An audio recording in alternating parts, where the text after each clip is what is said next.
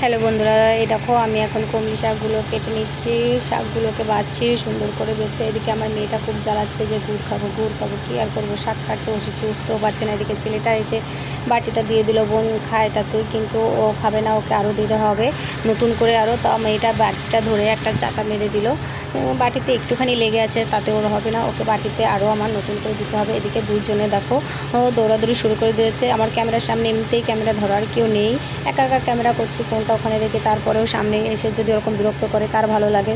তো যাই হোক, সেটা বন্ধ দিল। তারপর আমি এখন শাকগুলোকে ভালো করে বেছে ঘুটে নিচ্ছি। বেছে ঘুটে নেওয়ার পরে আমি শাকগুলোকে ধুয়ে নিয়ে আসবো, সেটা দেখতে থাকো তোমরা।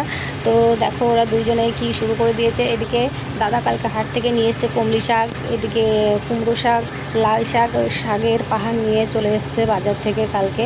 বলছে এই কদিন শুধু শাকই খাবো, যে কদিন বাড়ি থাকবো শুধু শাকই খাবো, দিল্লিতে অত শাক খেতে পারি না, বাড়িতে এসেছি শুধু শাক খেয়েই থাকবো। সেই জন্য কালকে ব্যাগ ভর্তি করে শুধু শাক আর শাক নিয়ে চলে এসেছে। তো সেই শাকগুলোই আমি এখন কাটাকাটি করছি। কাটাকাটি হয়ে যাওয়ার পরে আমি ধুয়ে নিয়ে আসবো। ধুয়ে আনা হয়ে গেলে এবার আমি কাটা শুরু করে দেবো। আবার কুলো একটা কেটে নিয়েছি, এবার কুচি কুচি কুচি কুচি কুচি কুচি করে শাকগুলোকে আমি কেটে নিচ্ছি। দেখো তোমরা কেমন করে শাক কুচাতে হয়, বটিটা কুলোর উপরে তুলে দিয়ে এরকম করে কুচি কুচি কুচি করে কাটবে। তো আমার শাক কাটা হয়ে গেল। ওইদিকে দিদি ওইদিকে চাল খুঁজছে, যেই চাল দিয়ে এখন ভাত রান্না হবে, খুদের ভাত আর শাক ভাজা খুব ভালো লাগে। তো রান্নাটা হয়ে গেছে এখন আমাদের শাক ভাজা, আর এদিকে আলু সিদ্ধ, পেঁয়াজ কুচি, কাঁচা পেঁয়াজ আর কাঁচা লঙ্কা, সর্ষের তেল, খুব ভালো লাগবে। অবশ্যই লাইক কমেন্ট শেয়ার করবে। Thank you.